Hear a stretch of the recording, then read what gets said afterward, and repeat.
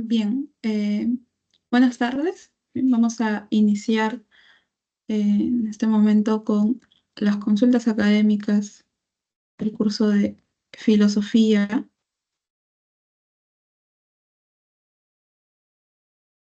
El día de hoy, entonces, las consultas académicas corresponden a la semana número 4. Voy a compartir un minuto los ejercicios correspondientes a la semana número 4 y a partir de ahí ir revisando la teoría en relación a esta etapa de la filosofía bien desarrollada en esta semana es la filosofía contemporánea que corresponde precisamente desde la segunda mitad del siglo XIX hasta nuestros días. Bien, a ver, un minuto, vamos a compartir esto.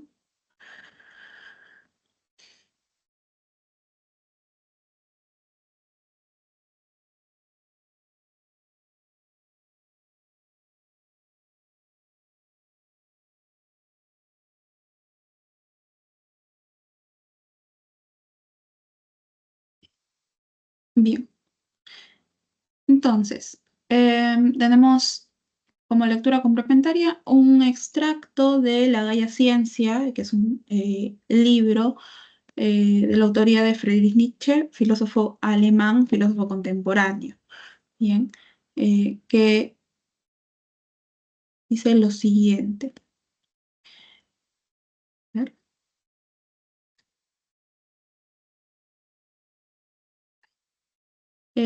Hay una humildad sencilla, bastante frecuente, que hace al que la posee inepto para conquistar el conocimiento.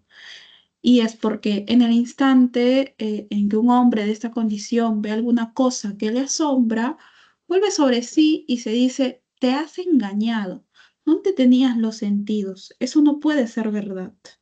Y en vez de volver a mirar otra vez y más de cerca, huye intimado y procura no volver a tropezar con aquella cosa rara que quiere arrojar de su mente cuanto antes. Su regla interior es esta.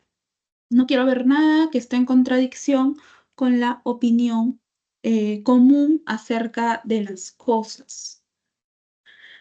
¿Soy yo capaz de descubrir verdades nuevas? Demasiado ya hay antiguas. Esto corresponde al aforismo 25 presente en la Gaia Ciencia. Ahora, en relación con este aforismo, bien, la humildad a la que se está refiriendo Nietzsche al inicio de este aforismo, eh, ¿qué cosa? ¿Cómo podemos entender, ¿no? Esta cuestión de humildad que menciona Nietzsche? ¿Acaso es genuina porque Nietzsche no cree en los sabios? ¿No? ¿Acaso esta humildad peca de prejuiciosa, pero aún así facilita la indagación científica? ¿O acaso esta humildad se entiende como conformista, aun cuando para Nietzsche en realidad es problemática? ¿O acaso esta humildad se puede entender como falsa y es ella la que genera precisamente la mencionada ineptitud?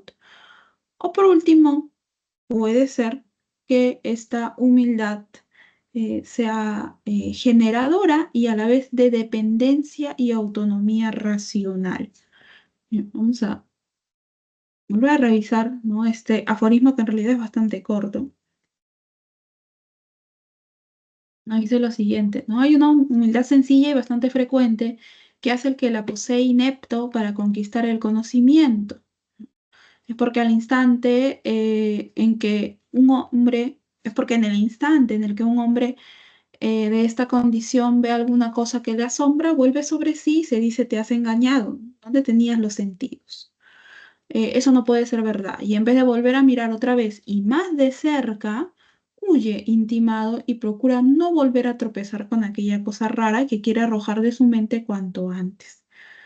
Su regla interior, o sea, se dice para sí mismo, no quiero ver nada que esté en contradicción con la opinión común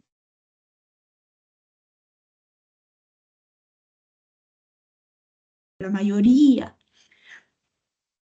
¿Soy yo capaz de descubrir verdades nuevas? Demasiado hay antiguas. Es decir, hay esta cuestión de el hombre no dándose crédito, ¿no? La persona no dándose crédito de tener la capacidad de descubrir cosas nuevas. En realidad dicen, bueno, eh, verdades hay un montón. ¿Quién soy yo para poder descubrir verdades nuevas? En realidad, esto que yo creo que puedo descubrir me está engañando. Bien. Y bueno, finalmente se lo repite tanto según este aforismo que simplemente lo deja a un lado, ¿no? Y cuando habla de una humildad, Nietzsche está hablando de una humildad que vuelve al hombre inepto, ¿no? Inepto para conquistar el conocimiento. Tiene delante de sí estas verdades y en realidad lo que hace es eh, dejarlas, ¿no? Entonces, esta humildad es falsa, ¿no? Es falsa. Esta humildad en realidad no es verdadera porque lo que genera en el hombre es precisamente esta ineptitud para poder tomar, para poder conquistar el conocimiento. Em, ahora, a ver, vamos a, respecto a esto, vamos a revisar un poco eh, qué nos dice sobre Nietzsche la sesión del día de hoy. Mm, Bien, entonces, Friedrich Nietzsche, filósofo alemán, bien, quien nace en 1844 y muere en los 1900, es conocido, en realidad Nietzsche es probablemente uno de los filósofos más leídos, más interpretados, también más citados, podríamos decirlo. em, y también de alguna forma uno de los un poquito malinterpretados, ¿no? ¿Qué va a sostener dentro de su filosofía? Mm, una corriente que es conocida como vitalismo. Desde el propio término ya más o menos podremos intuir de qué va esta corriente, ¿no? El vitalismo sostenido por Nietzsche. Para Nietzsche, la vida en sí, ¿sí? La vida va a entenderse como este valor supremo, es decir, entre todos los valores que tú puedes tener, la vida es el valor por excelencia que el hombre va a cuidar. Puede ser desposeído de muchas cosas, ¿bien? Pero la vida es esto que va a cuidar por sobre todas las cosas y es a lo que se va a aferrar. ¿Por qué? Ojo, Nietzsche va a entender la vida como valor, pero valor dentro de la concepción de la voluntad de poder. ¿Bien? ¿Qué cosa es la voluntad de poder? La voluntad de poder precisamente para Nietzsche va a ser esta cuestión, ¿bien? Que te impulsa, ¿bien? A querer más y también cuando ya estás en este camino a reafirmarte, bien, eh, a, digamos, a no resignarte si es que en algún momento estás frente a una situación desfavorable, siempre la voluntad de poder va a estar en ti, porque tú la tienes dentro de ti. Y es esta voluntad de poder precisamente la que te va a empujar te va a empujar para avanzar, ¿bien? Y tiene tanta fuerza la voluntad de poder que va a estar por sobre todas las cosas. Quiere decir, si tú tienes un objetivo y lo quieres alcanzar, evidentemente la voluntad de poder es aquel impulso que te lleva a avanzar. No importa si en el camino se presentan distintos obstáculos o si esto o si tu decisión precisamente de alguna forma puede dañar a alguien que quieres o alguien que estimas, ¿no? La voluntad de poder en ese sentido no va a tener pues este tipo de contemplaciones. Bien, es este, si quieres, este empuje pues a la existencia, la misma voluntad de poder según Nietzsche. Ahora, junto con la voluntad de poder, junto con la vida, Nietzsche va a sostener que el ser humano posee ciertos valores que son inherentes a él, a su existencia, que no están construidos como si lo están los valores occidentales. A este tipo de valor le va a llamar valores vitales. Bien,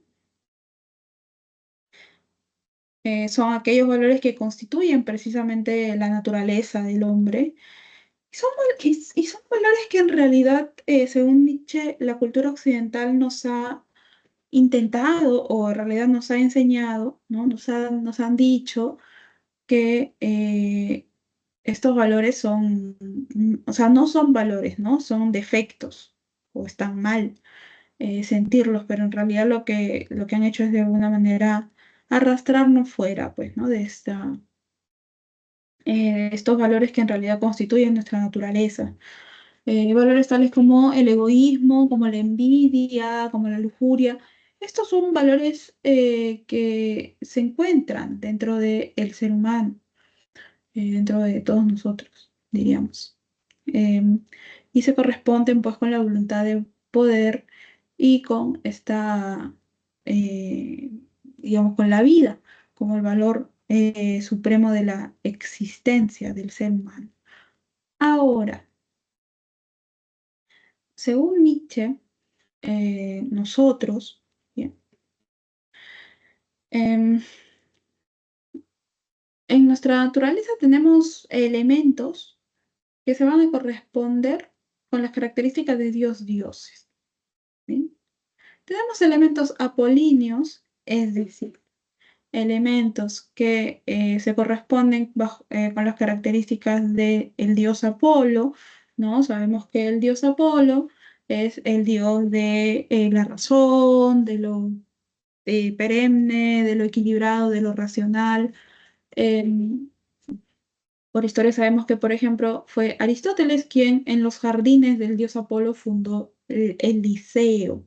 ¿Bien? Precisamente, ¿por qué? Porque quería, pues, de alguna manera que emerja de los jardines del dios Apolo, dios de la luz, dios de la curación también, del cuidado. ¿Bien? Entonces, existen elementos dentro de nosotros que se corresponden a nuestras características apolíneas, pero por otro lado tenemos elementos que se corresponden con todo lo contrario, es decir, con las características del dios Dionisio. Dionisio o Dionisius, o también conocido como el dios Baco, que es el dios del vino. Entonces por ahí ya sabemos, ¿no? A qué se está refiriendo Nietzsche, es decir, el dios del vino, el de Dionisios, es el dios de lo pasional. eh, si Apolo es el dios de la unidad, Dionisio va a ser el dios de la multiplicidad, el dios el devenir, de la vida, entendida como voluntad de poder también, ¿no? Es Entendemos que estas dos caracterizaciones, por un lado de Apolo y por otro lado de Dionisio, son contradictorias entre sí. Sin embargo, son necesarias para que nosotros podamos vivir, ¿bien? Fundamentan, pues, nuestra condición humana, dice Nietzsche. Necesitamos los dos, digamos, los dos grupos de elementos y no es que yo pueda eliminar todo lo apolíneo, por ejemplo, de mi vida, de mi naturaleza y pueda vivir entregado solamente a lo dionisíaco, ¿no? Así no, no funciona. O que yo elimine todo lo dionisíaco y solamente me rija bajo los estándares, ¿no? De estos elementos apolinos. Tampoco funciona así. Bien, lo que va a sostener Nietzsche es que necesitamos elementos de uno y otro lado y que estos a la vez se encuentren pues equilibrados, ¿no? Y así es como vamos a poder ir desarrollando pues nuestra, nuestra vida. Bien. Ahora, la crítica que realiza Nietzsche, la crítica se da hacia la cultura occidental.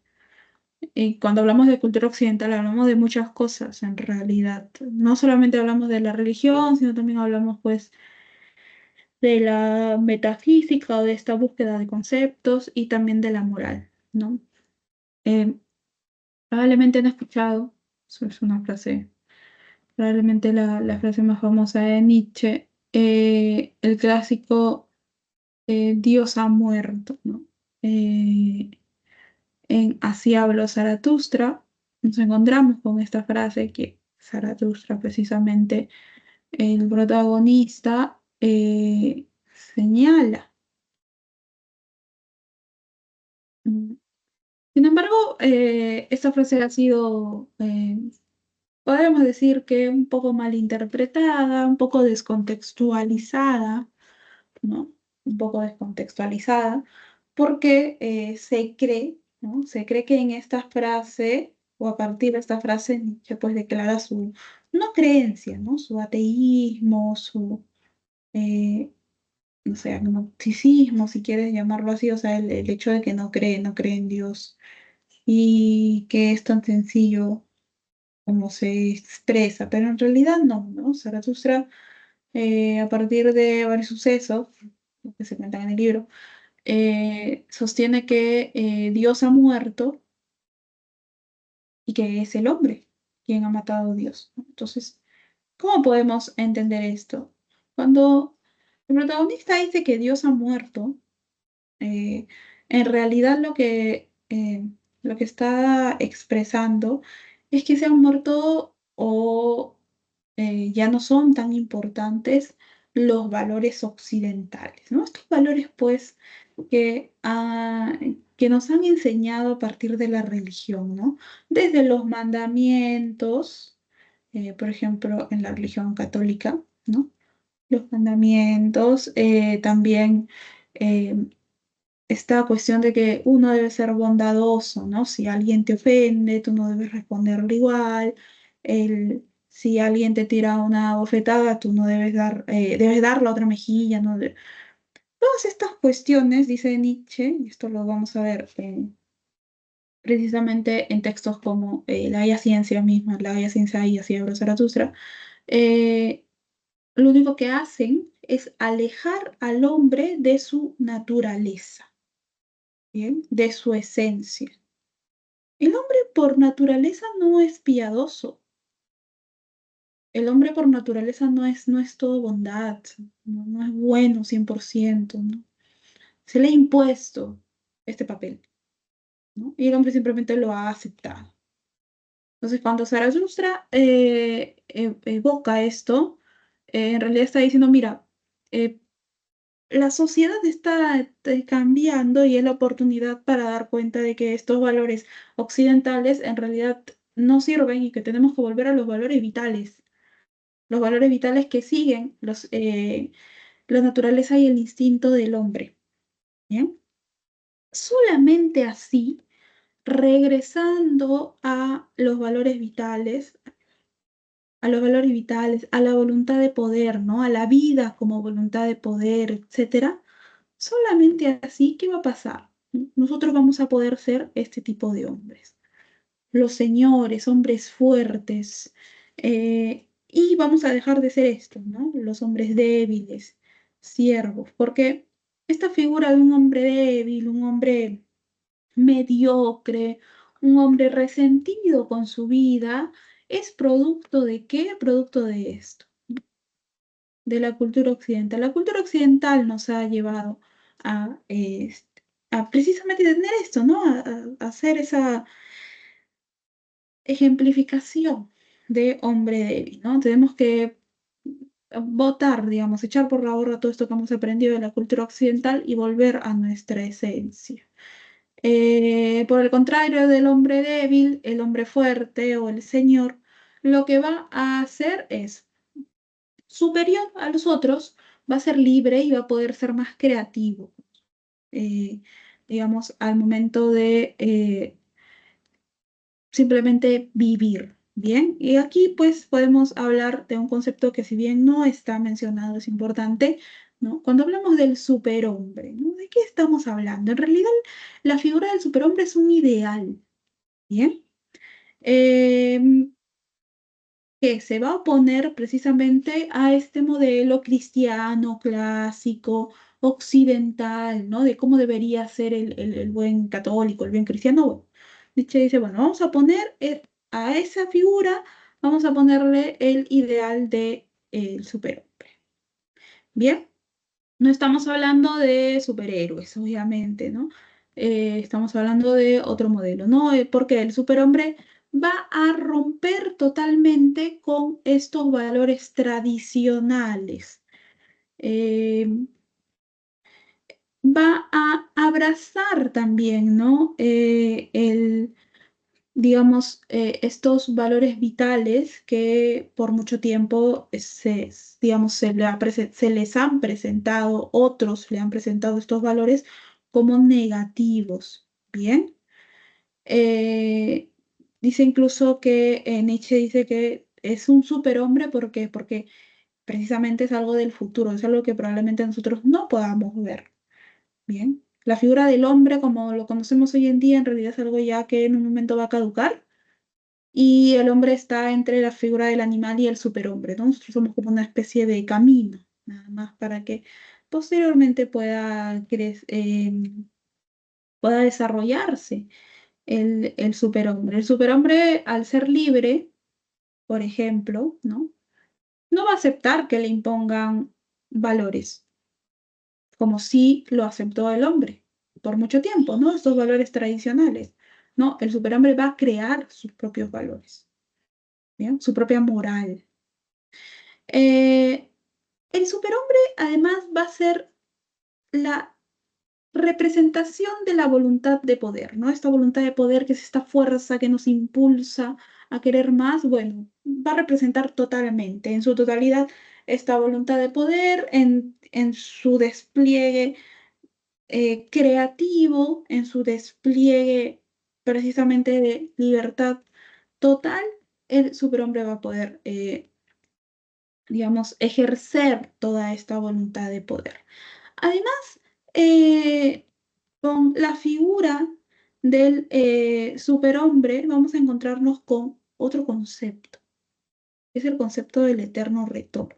Bien, vamos a ver que muchos filósofos contemporáneos, ya que esta semana la dedicamos a la filosofía contemporánea, vamos a ver que muchos filósofos contemporáneos nos hablan de qué cosa, del progreso, pero Nietzsche no. Nietzsche no está, o sea, no está de acuerdo con esta idea de progreso. Él, en cambio, nos va a hablar de un concepto, ¿bien? Del eterno retorno o eterno retorno de lo mismo. Eh, que más que una teoría, es como una pregunta que te va a realizar Nietzsche, ¿no? Te va a decir, mm, ¿qué pasaría? ¿No? A ver, quienes están aquí, ¿no? Pueden pensarlo. Si quieren, pueden abrir su micrófono y hablar, pero al menos pueden pensarlo. ¿No? Nietzsche te dice, ¿qué pasaría si alguien te dice, te plantea lo siguiente, ¿no? Tu vida, la vida que estás viviendo en este momento, ¿no? Hasta el último día de tu vida, cuando se acabe, otra vez eso se va a repetir, ¿no? Va a ser un eterno retorno. Pero se va a repetir tal cual, ¿eh? O sea, tal cual, con tus aciertos y tus equivocaciones, con todo lo que te pasó, momentos que te causaron mucha felicidad, momentos que te causaron mucha tristeza, todo, todo tal cual, así, exactamente se va a repetir. ¿Qué sentirías? Bien, eternamente, imagínate, eternamente vas a vivir la misma vida una y otra vez, una y otra vez. Nietzsche dice, bueno, imagínate, ¿no? Imagínate que le digan eso a alguien y alguien te diga, no, la verdad es que sí me generaría una especie de angustia. Me generaría una especie de angustia porque si a mí me dijeran que tendría que vivir otra vez mi vida, me gustaría haber tomado decisiones distintas a las que tomé, ¿no? Como después de lo que aprendí, tal vez podría haber ido por otro camino, no sé qué. Bueno, si te genera angustia, ¿no? Si no estás muy de acuerdo con eso planteado desde la filosofía de Nietzsche, ¿qué significa? Según él, significa que no estás viviendo una vida a plenitud, que no estás viviendo una vida que precisamente merezca ser vivida eternamente. Estás acá, estás acá, estás viviendo bajo estos estándares. Por el contrario, ¿no? Si yo a alguien, ¿no? Y por eso aquí vemos la figura del superhombre, ¿no? Si al superhombre le dicen eso, le dicen, bueno, vas a tener que vivir tu vida un millón de veces así hasta la eternidad. Lo mismo, las mismas acciones, las mismas consecuencias, todo igualito. Y me va a decir, bueno, está bien. ¿Por qué va a decir que está bien? ¿Por qué no se angustia? ¿No? ¿Por qué esto no se preocupa un poco? Bueno, no. ¿Por qué? Porque significa que si este planteamiento en realidad lo motiva a seguir viviendo, eh, significa que está viviendo una vida que merece ser vivida un millón de veces más. Bien, entonces Nietzsche utiliza esto en realidad para reafirmar, pues, la vida, ¿no? ¿Por qué la vida? Porque sabemos que su filosofía se conoce como vitalismo. O sea, para reafirmar que realmente tú estás viviendo una vida que merece ser vivida. ¿Bajo qué? Bajo el vitalismo, bajo la voluntad de poder, ¿no? Bajo este equilibrio. Sí, alguien levantó la mano. Buenas tardes, Miss. Sí, hola. Miss, respecto a la semana 3, sobre la crítica de David Hume, ¿qué es lo que realmente, no, bueno, mejor dicho, no entiendo eso de que cuando critica la idea de causa y la idea de sustancia? ¿A qué se refiere con esos dos?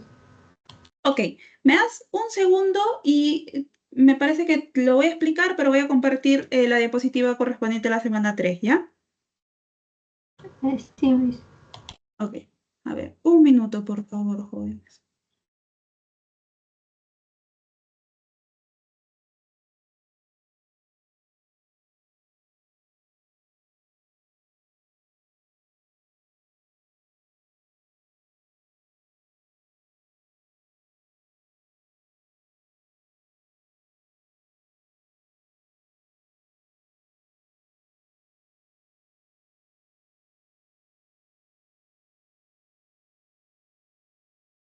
Ya, mira.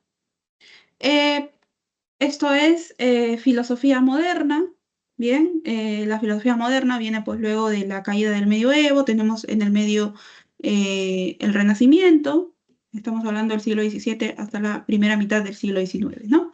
El contexto es el siguiente, en la modernidad se vuelve a tener al hombre como centro, como objeto principal de estudio de la filosofía, ¿no? Durante el medioevo evidentemente fueron cuestiones ligadas con Dios y con la religión.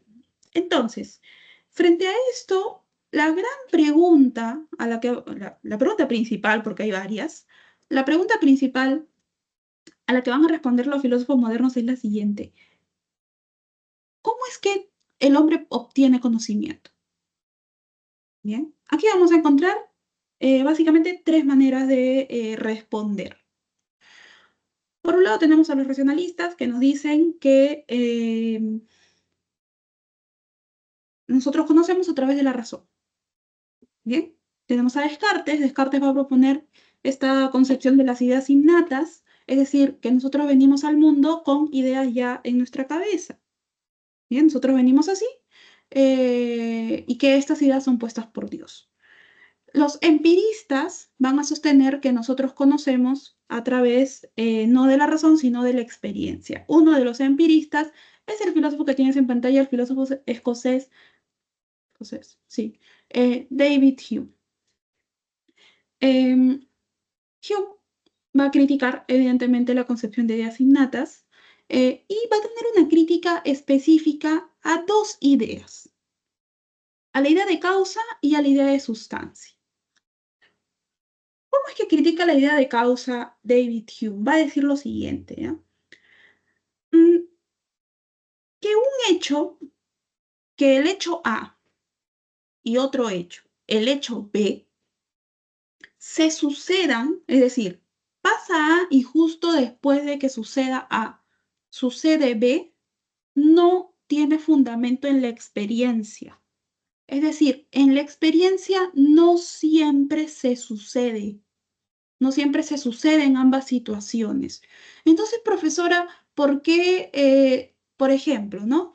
¿Por qué siempre que corre un viento muy fuerte en la ciudad, inmediatamente la gente dice, va a haber temblor?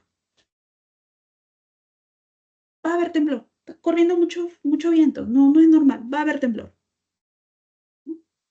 Y a veces pasa. Ajá, a veces pasa. No siempre puedes sostener esta conexión entre hechos en la experiencia. Hay momentos en los que sucede y hay momentos en los que no. Entonces, esta idea de causa, ¿en qué se justifica? Dice Hume que no se justifica en la experiencia, sino que se justifica en el hábito, en la creencia. ¿Bien? De la misma forma, cuando a veces hay un temblor y dicen, uy, hay temblor, va a cambiar el clima. Mañana sale el sol, porque hoy día ha estado nublado, mañana sale el sol. Pasa, a veces no. Entonces no puede justificarse esta conexión de eventos bajo la experiencia, ¿bien? Si no se justifica bajo la creencia o el hábito. ¿Bien? ¿Se entendió?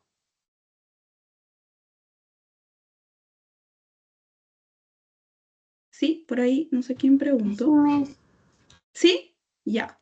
Entonces, esta es la crítica a la idea de causa. Ahora vamos a ver la crítica a la idea de sustancia. Para hablar de la crítica que realiza David Hume a la idea de sustancia, tenemos que recordar que él nos habla de un concepto, que son las percepciones. ¿Bien? Las percepciones tenemos dos tipos, las impresiones y las ideas. Las impresiones son primeras. Las impresiones son las que se obtienen a partir de tu relación con la sensibilidad. ¿Bien? Es decir, con la experiencia, pues. Tú captas impresiones. Las impresiones son muy intensas, muy coloridas, son muy vívidas, son primeras. El primer paso es tener una impresión. A partir de la impresión que tú tienes, se genera una idea. ¿Bien? Sin impresión no hay idea. Ojo, las ideas son segundas, son producto de la impresión y son menos intensas, ¿no? Cuando tú te remites a una idea, depende de cuánto tiempo ha pasado entre percepción e idea, y si ha pasado mucho tiempo, la idea va a ser pues como más borrosa, ¿no? Bueno, dice Hume que muchos filósofos, si nosotros hablamos de sustancia, sustancia es un concepto que viene desde la antigüedad. Aristóteles tenía una teoría de la sustancia. Después, en la modernidad, Descartes tuvo una clasificación de la sustancia. Pero como para Hume primero es la impresión, y es lo más importante, ¿no? ¿Por qué? Porque se da a partir de la experiencia. Entonces, ¿por qué estamos hablando de sustancia? ¿No? Si la percepción más importante es la impresión, y la impresión se refiere a las propiedades que tiene un objeto, ¿no? Por ejemplo, un objeto, vemos el color, vemos el tamaño, no sé, el peso, ¿no? Este es un perfume, entonces vemos hasta el olor, lo captamos con los sentidos, etc. Las impresiones me generan todo eso. Las impresiones no me refieren no se refieren a la sustancia de algo, ¿no? Cuando tú, por ejemplo, vas a comprarte un teléfono, ¿no? Tú cuando lo tocas, lo que quieres ver es el tamaño, la calidad de la cámara, cuánto tiene de memoria, etcétera, ¿no? Pues, depende para qué lo quieras. Eh, pero no preguntas, ¿no? A la persona, y dime, ¿qué tal es su sustancia? Te va a mirar y te va a decir, ¿la sustancia de qué? Disculpen, no estoy entendiendo, ¿no? Nadie que obviamente eh, colinde con las ideas de David Hume, es decir, con el empirismo, va a preguntar por la sustancia de un objeto, porque precisamente las impresiones nunca me van a dar esta información. Entonces no tiene sentido que nos preguntemos por la sustancia o que hagamos clasificación de la sustancia, como lo hizo el racionalismo. ¿Bien? ¿Se entendió? Sobre la teoría, sobre la idea de sustancia, eso creo que era una crítica a Aristóteles. No, es una crítica a Descartes, a esta clasificación que hace Descartes. Ujú. Está bien, mis gracias. Ok, bien, entonces volvemos. A ver, ya terminamos. Me dan un minuto, por favor. Vamos a. No sé si hay alguna pregunta. Si no, voy a proceder a revisar las preguntas que corresponden, bien, a la separata de esta semana.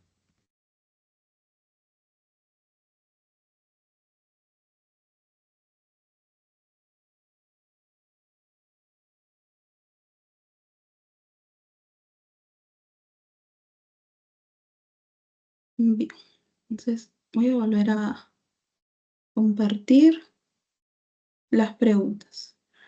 Bien, respecto de la lectura complementaria, bien, en la lectura complementaria tenemos un aforismo de la Gaia Ciencia, que es un texto de Nietzsche, donde nos van a preguntar, precisamente en ese aforismo nos habla de una humildad sencilla y que es muy frecuente en el hombre, pero que lo lleva a desarrollar una ineptitud para obtener conocimiento, porque el hombre cree en realidad que no está en condición de descubrir verdades. ¿Bien?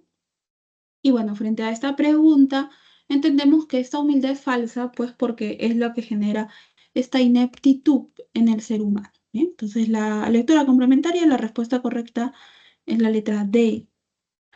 Em, Vamos con la, em, el ejercicio número 1. ¿Bien? El ejercicio número 1 nos dice lo siguiente. Como sabemos, tanto Hegel como Marx y Engels utilizaron la dialéctica como un importante método filosófico. No obstante, a diferencia de Hegel, que concebía una dialéctica de la idea, lo que permitió afirmar que todo lo real es racional y todo lo racional es real, Marx y Engels concibieron una dialéctica materialista, con la que entendían que lo real y determinante es la materia, lo cual los condujo, perdón, a pensar que todo cuanto hay en la naturaleza está sujeto a la dialéctica de la materia. Bien, de todo esto, ¿qué nosotros podemos inferir válidamente? ¿Acaso que Marx y Engels eran idealistas y Hegel era materialista? ¿No? Que tanto para Marx como para Engels no existe ningún tipo de dialéctica. Que la idea de dialéctica, acaso de tanto Marx, Engels y Hegel es la misma. Que para Marx y Engels solamente existe una dialéctica de la idea, o que Hegel y Marx tenían conceptos opuestos de dialéctica. Bien, vamos a revisar qué es lo que nos dice la sesión de esta semana, primero respecto de Hegel y después en relación a Marx. Si hay alguna pregunta, pueden abrir su micrófono porque me parece que no tengo, a ver, no tengo acceso al chat, así que pueden abrir su micrófono. Bien, Hegel, filósofo alemán, es el máximo representante de lo que se conoce como el idealismo alemán. Bien, la filosofía hegeliana se va a caracterizar por sostener que el objetivo, el fin, la finalidad de nuestra existencia es alcanzar la idea absoluta o también conocida como espíritu absoluto. Frente a esto, y hay que tomarlo con cuidado en realidad, la filosofía hegeliana Hegel es probablemente uno de los autores más difíciles dentro de la filosofía, ¿bien?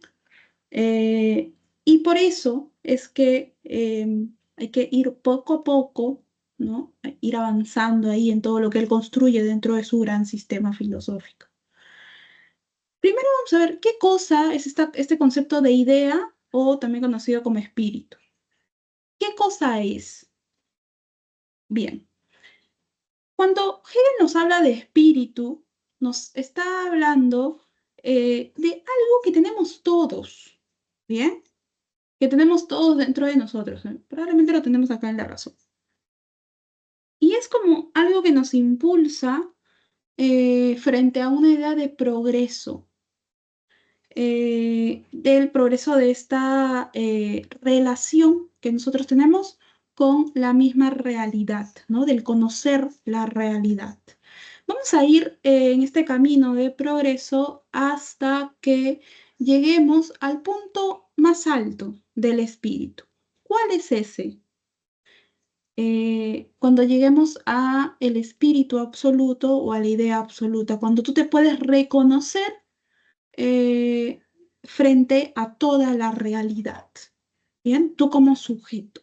Entonces, esa es la finalidad de la filosofía hegeliana y por eso probablemente su texto más famoso lleva el título de Fenomenología del Espíritu, ¿bien? Frente a este contacto con la realidad, Hegel va a decirnos que va a estudiar la realidad como un movimiento dialéctico. Luego vamos a ver el método dialéctico precisamente que aplica Hegel y que luego es tomado por Marx, pero ¿cómo lo entiende Marx? O sea, no lo copia tal cual. ¿Bien? Entonces, tenemos este movimiento dialéctico en la realidad, lo cual nos indica que todo lo que ocurre en el mundo, en la realidad, en la naturaleza, ocurre por necesidad. O sea, todas las cosas que están en el mundo están ahí porque tienen que estar.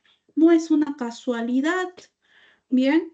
No es como que, ay, pasó a alguien por ahí, se olvidó, no es contingente. Recordemos que esta diferencia entre necesario y contingente tampoco es injusto, ¿bien? Sino que todo lo que ocurre en el mundo ocurre por necesidad. Por eso Hegel asegura que todo lo real es racional y todo lo racional es real. Todo lo real es racional, ¿por qué? Porque todo lo que ocurre en el mundo tiene un sentido. ¿Bien? Es necesario, es lógico, tiene un sentido. Y todo lo racional es real porque precisamente todo lo que yo tengo en mi idea, recordemos que Hegel es idealista, coincide, se refleja, ¿no? Sobre todo cuando llego a este concepto de idea absoluta, en la realidad. ¿Bien? Ahora, aplica también la dialéctica, y probablemente este es uno de sus aportes más grandes cuando escribe su filosofía de la historia a la historia universal. Hegel va a entender la historia como un conjunto de etapas, evidentemente. Si nosotros dijimos que la idea se encuentra presente en nosotros y nos impulsa precisamente en este idea de progreso, bueno, en la historia de la humanidad también se va a dar este suceso, ¿no? A lo largo de las distintas etapas de la historia, la idea, bien, va a ir como tejiéndose hasta llegar al concepto de idea absoluta o de espíritu absoluto mediante este movimiento dialéctico, ¿no? Siempre mediante el movimiento dialéctico, mediante la aplicación del método dialéctico. Pero cuando ya hablamos de la historia en su conjunto, de la sociedad en su conjunto, em, digamos, el fin no solamente va a ser este concepto de idea absoluta o de espíritu absoluto, sino que vamos a llegar al punto cumbre cuando la sociedad o las sociedades, como quieras ver, alcancen un concepto muy importante dentro de la filosofía hegeliana, es el concepto de libertad. ¿Y cuándo se establece esta libertad? Cuando se fundamenta el Estado. Bien, es precisamente en el siglo XIX en donde se va a aportar mucho a la teoría del Estado y a la filosofía política precisamente a partir de filósofos como Hegel. Ahora vamos a ver este método dialéctico, ¿no? Del que nos habló la pregunta número uno. ¿De qué estamos hablando cuando hablamos del método dialéctico? Bueno, lo tienes en pantalla. Bien. En la dialéctica hegeliana vamos a encontrarnos con tres elementos. El primer elemento es conocido como tesis. Es una afirmación. Sencillo, ¿no? Una afirmación. Cuando se da esta afirmación, inmediatamente después vamos a encontrarnos con la negación de la afirmación.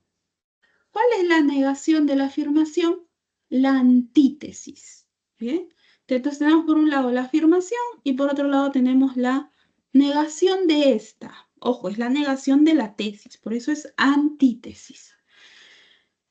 Estos dos elementos son contradictorios entre sí, ¿no? Uno contradice al otro. Y cuando se da esta contradicción, se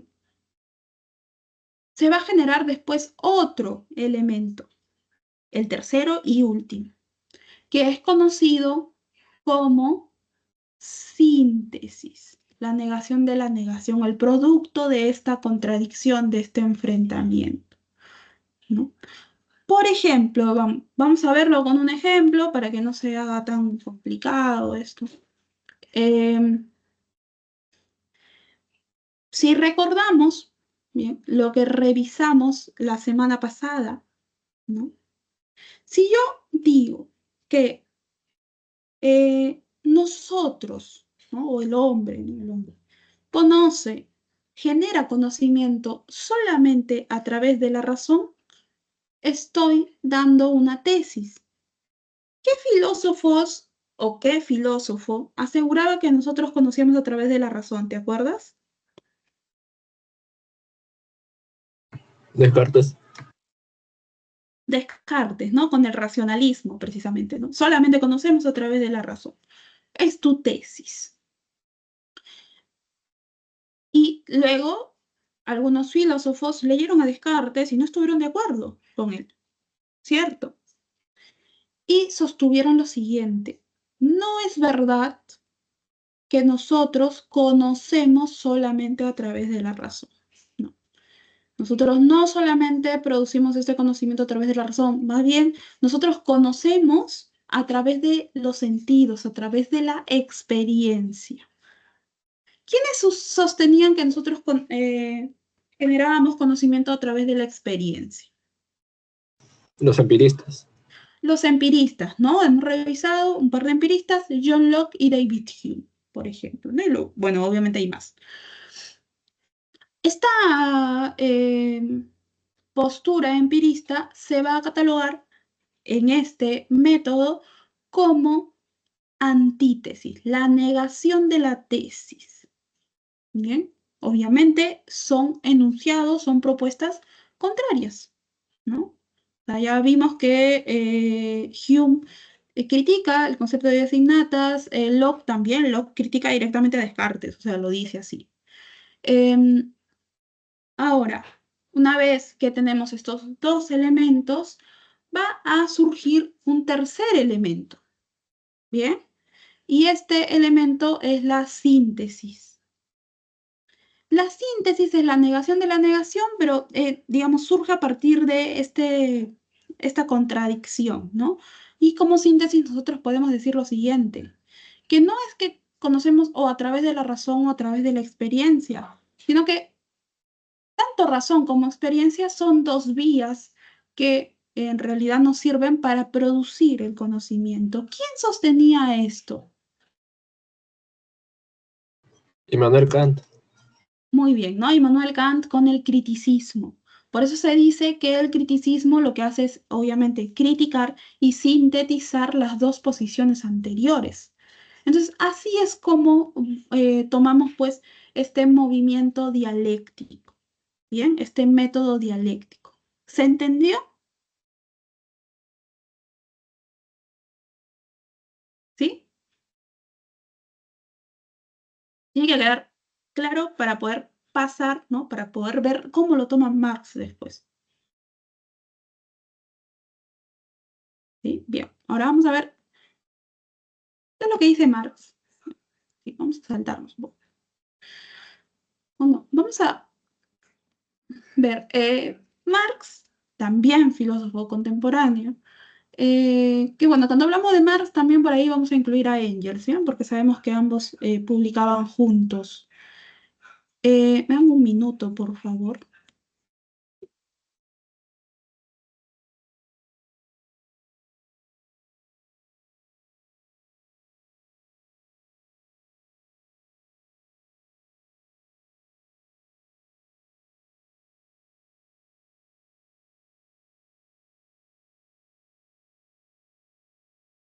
Disculpen.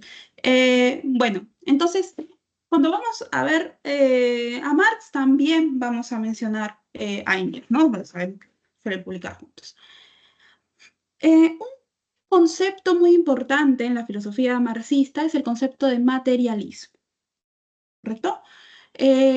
¿Cómo es que entiende el materialismo Marx? ¿Por qué es tan importante? Porque para él la realidad, el mundo, entiéndase, cuando hablamos de realidad hablamos del mundo, ¿no? De todo lo que nos rodea, se va a fundamentar en la materia. Cuando hablamos de materia, estamos hablando no solamente de las cuestiones concretas, es decir, no solamente de aquello que tú puedes tocar, ¿no? Sino también de cuestiones abstractas como las ideas o el pensamiento. Al concepto de materialismo, por ejemplo, Marx y Engels le van a aplicar este movimiento dialéctico hegeliano. ¿Sí? ¿Para qué? Porque ellos quieren ver cuál es el fundamento específico dentro de estas condiciones materiales que fundamentan a su vez la realidad. ¿Bien? Y además van a aplicar esta dialéctica a la historia. ¿Te acuerdas que por ahí Hegel también aplicó esta cuestión dialéctica a la historia universal? Bueno, Marx también la va a aplicar, pero desde su lado. ¿Bien? Y nos va a decir que, por ejemplo, la historia de la humanidad no es nada más que la historia de la lucha de clases, ¿bien? Que va a depender de estos factores materiales. Y así como vimos ese esquema con Hegel, vamos a ver aquí el esquema que toma Marx, pero obviamente lo adapta a sus ideas. ¿Bien? Tenemos los mismos elementos, mira. Tenemos la tesis, tenemos la antítesis y tenemos la síntesis. Dice Marx en el manifiesto del Partido Comunista, bueno, la justificación para escribir un manifiesto y que se publique en casi todos los idiomas conocidos, porque en realidad el manifiesto no es un texto que se le ocurrió escribir nada más, ¿no? Sino que la justificación es la siguiente. Durante esta época se hablaba mucho y con mucho temor de el fenómeno del comunismo, ¿bien? Por eso inicia diciendo, un fantasma recorre Europa, es el fantasma del comunismo. En realidad no está, esta frase, digamos, no está dentro de un contexto tan agradable, ¿no? Lo que está diciendo es, mira, todo el mundo se asusta, ¿bien? Cuando se habla de comunismo, ¿no? Desde el siglo XIX, imagino. Pero en realidad nadie sabe qué es lo que sostiene y fundamenta al Partido Comunista. Bueno, les vamos a decir qué es lo que fundamenta al Partido Comunista y bajo este criterio se escribe el manifiesto del Partido Comunista. Bien, lo dice él mismo, bueno, ellos dos, ¿no? Lo dicen. Y allí es donde dice, ¿no? Bueno, la historia de la humanidad no ha sido más que la historia de la lucha de clases, ¿no? La eterna historia de la lucha de clases. En un momento, por ejemplo, ¿no? Amos y esclavos, ¿no? Los amos serían la tesis, la antítesis, los esclavos, ¿no? Este enfrentamiento. Luego, señores feudales y siervos, ¿bien? En la época feudal.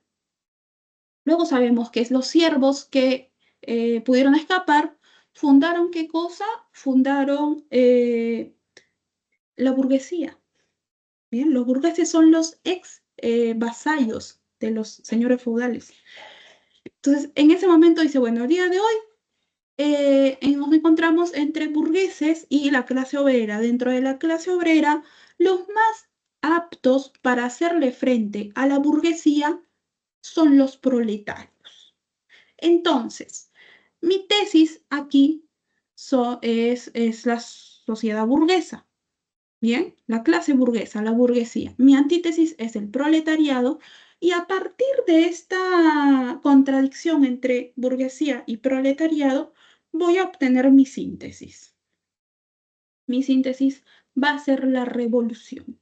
Entiéndase revolución, y esto otra vez está dicho en el manifiesto, que primero se van a tomar los medios de producción, ¿bien? Porque los medios de producción constituyen al ser social, al hombre como ser social y ser activo.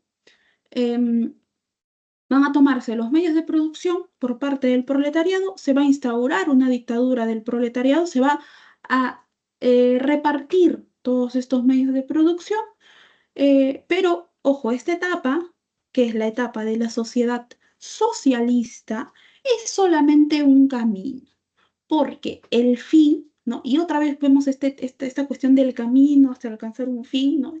Por ahí puede ser una reversión de lo que sostiene Hegel con esta cuestión de la idea absoluta, del espíritu absoluto. El fin, ¿no? De la propuesta del manifiesto es llegar a la sociedad comunista, donde ya no hay clases sociales. Y es clave que no existan clases sociales. ¿Sabes por qué? Porque, mira, imagínate que se cumple, ¿no? Este movimiento dialéctico, este método que se aplica. Y bueno, el proletariado de alguna manera vence, llega a hacer esta revolución, se quedan en la dictadura del proletariado. Como pasó antes, el proletariado va primero, va a llegar a ser, de ser antítesis a ser tesis. Es decir, van a cambiar de papel nada más y luego va a tener que surgir otra clase social. Por eso es clave que para el establecimiento de la sociedad comunista, tanto para Marx como para Engels, en ese momento ya no exista clases sociales, ¿no? Ya no se corre, pues, el peligro de que vuelva a darse todo este fenómeno. Bien, como vemos entonces, Marx toma eh, el método dialéctico hegeliano, pero no lo va a aplicar como Hegel. Es más, lo critica. O sea, en realidad Marx critica algunas cuestiones de Hegel porque dice que en realidad lo que hace Hegel, propio de su época también, ¿no? Es justificar a la burguesía, ¿no? Justificar a la clase dominante. Bueno, Marx va a interpretar de otra manera sobre todo el método dialéctico y lo va a adaptar precisamente a sus fines. Bien, entonces ahora vamos con los ejercicios. Bien, entonces, teniendo todo esto de contexto, ¿no? Podemos decir ahora sí qué cosa, ¿no? Que precisamente Hegel y Marx tenían pues conceptos opuestos de dialéctica, ¿no? O sea, hablan de la aplicación de un método dialéctico, pero cada uno obviamente respondiendo, ¿no? A la construcción de su propia filosofía. Sí, sí, ¿alguien levantó la mano? Sí, dime. Profesora, ¿no podría ser Marx, eh, no con la dialéctica de Hegel? O sea, no es una aplicación o algo así. No es necesariamente opuesto, o no voy a ser solo una aplicación de lo que dijo Hegel. No te entendí muy bien. ¿Es necesario que existan dos elementos que se contradicen? ¿Eso es lo que preguntas? O sea, en la clave dice que son conceptos opuestos, pero yo pensé que lo de Marx, la dialéctica que hace Marx, es como una aplicación de lo que dice Hegel. Ahora tomé así. Toma el modelo, bien, toma el modelo hegeliano, pero cuando transforma el término dialéctica y, por ejemplo, lo une al materialismo dialéctico y luego al materialismo histórico, ya estamos hablando de conceptos totalmente distintos. Ok. O sea, más que todo porque Hegel la de ideas, por eso. O, En realidad no es tanto por que, bueno, que Hegel era un idealista, ¿no? Eh, Probablemente también es por una cuestión de contexto, ¿no? ¿A quién le está escribiendo Marx y a quién le está escribiendo Hegel? Por eso Marx critica a Hegel y le dice que en realidad lo que está justificando es precisamente el avance de la burguesía, mientras que Marx no, pues no, Marx tiene otro fin. Entonces, a partir de los fines que tiene cada uno dentro de su filosofía, dentro del sistema filosófico que van construyendo, también cambian los conceptos, así sea el mismo nombre o el mismo término, cambia la manera de entender de entre ellos dos, ¿no? De entender el término precisamente dialéctica. hay que creer eso. Eh, bueno, entonces seguimos. ¿Bien? Ejercicio número 2. Si la sociedad antigua, para Comte, se hallaba organizada unas veces en torno a la religión y otras privilegiaba el cultivo de la especulación metafísica, la nueva sociedad, para garantizar el orden y el progreso necesarios para la convivencia humana, deberá de cimentarse en el saber positivo que provea de tecnología y bienestar a todos los seres humanos. Por consiguiente, para la consecución de tal fin se debería de intensificar, por ejemplo, a ver, eh, vamos a ver aquí a Comte, bien, para entender, ¿no?, de qué cosa estamos hablando. Bien. Augusto Comte, Augusto Comte o Augusto Comte, como lo conocemos por aquí, fue un filósofo francés contemporáneo también. Desde muy joven, Comte lo que demuestra es mucha capacidad para la reflexión, para esta cuestión de la filosofía, pero además vivió una vida muy, podemos decir, un poco trágica. ¿Bien? Cuando ya tenía algún tipo de experiencia como preceptor, él era una especie de tutor para algunos jóvenes, algunos niños, respecto de muchas materias, ¿no? Un tipo que leía mucho, que sabía mucho. Él conoce a una especie de, no sé, un nombre con noble, una cosa así, con quien forja una amistad, ¿no? Y en un momento, entre sus tantas conversaciones, este tipo, que se apellidaba, si no me equivoco, Saint-Simons, algo así, le dijo, ¿por qué no escribes algo, no? Ya que te he escuchado mucho, tu opinión me gusta mucho, ¿por qué no escribes algo respecto de el contexto perdón, el contexto político y económico que estamos atravesando, que atraviesa la Francia de su época, que bueno, había conflictos, ¿no? Me gustaría ver qué cosa puedes producir. Conte se da esta tarea y escribe un ensayo, ¿bien? En realidad es muy bueno, es muy interesante. Y cuando le entrega esto a su amigo, a ese amigo le empiezan a florecer sentimientos de envidia, probablemente. ¿Y qué es lo que hace? Borra el nombre de Comte y pone su nombre y manda el texto a la imprenta para que sea publicado bajo su autoría. Cuando Comte se da cuenta de esto, evidentemente es un golpe muy duro para él. Empieza así con episodios de depresión que se van a desarrollar a lo largo de toda su vida. Aún así sigue dedicándose a la filosofía y tiene digamos, se da una tarea que le lleva más de una década y escribe un curso de filosofía positiva. Bien. Y bueno, te voy a contar cuestiones de su vida porque esto también es muy importante para cómo él después, para que él después quiera aplicar de alguna forma su filosofía a la realidad, ¿no? Luego ya cuando es grande, conoce a la prima de un amigo suyo y se enamora de esta joven, ¿no? El detalle es que esta joven estaba muy enferma, es decir, irremediablemente iba a morir. Conte comparte tiempo con ella, sin embargo, bueno, digamos, lo que se veía venir llega y esta joven muere. Él queda muy tocado por la muerte de esta joven. Eh, y luego publica su curso de filosofía positiva, donde va a fundar una nueva escuela. ¿Cómo se llama esta escuela filosófica? Positivismo. El positivismo es una escuela que se estudia hasta hoy, que tiene algunos representantes y que influyó a inicios del siglo XX mucho respecto de, por ejemplo, eh, si se quiere, el ingreso de científicos, ¿no? Digamos, dentro de la filosofía, digamos, de personas que se dedicaban a otro tipo de saberes o a distintas ciencias.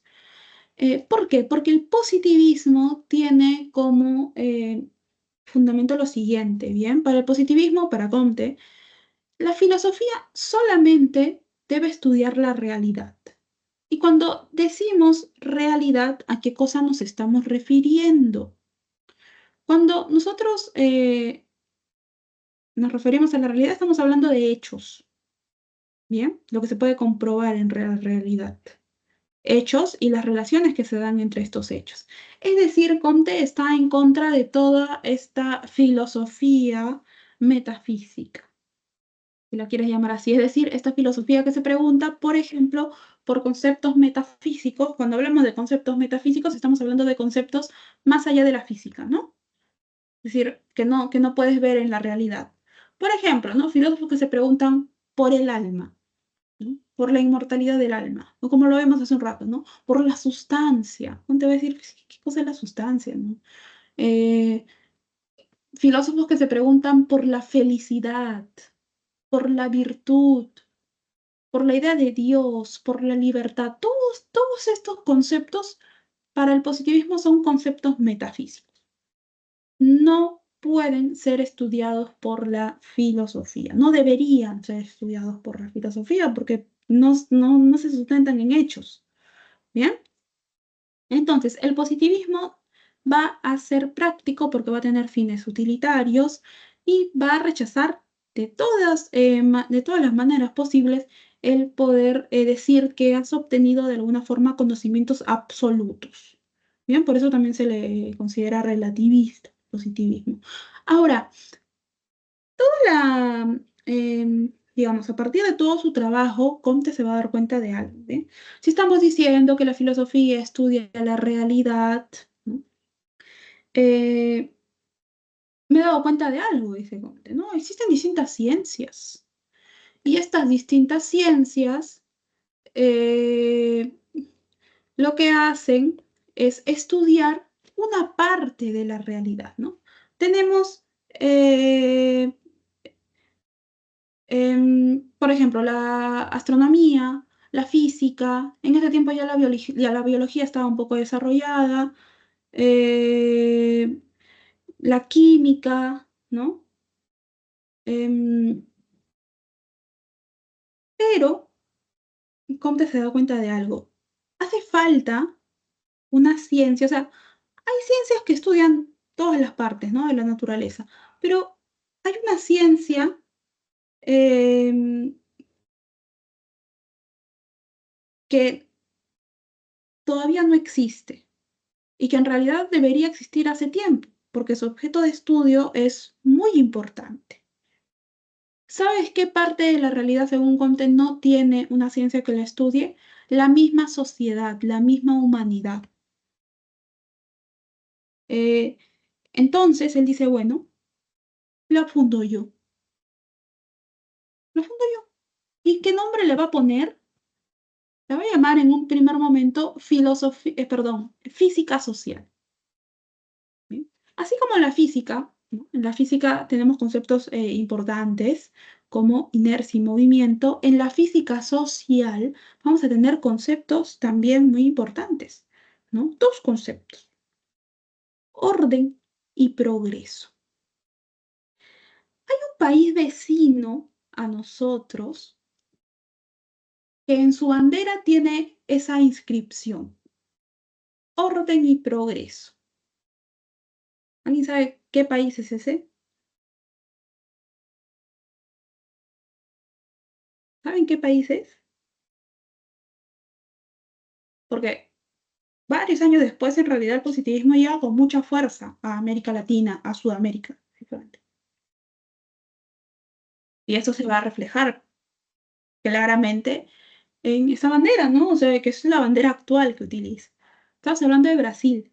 Si tú buscas la bandera de Brasil, tiene una cinta en medio, ¿no? Que tiene la inscripción orden y progreso, en portugués, obviamente. Bueno, entonces, esta ciencia, que en un primer momento se llamó física social, hoy en día es conocida como sociología. ¿Bien? Exacto, Augusto Comte es el fundador de la sociología, ¿no? Una ciencia social que a día de hoy pues, se sigue estudiando, ¿no? Y que bueno, se convirtió ya en una profesión.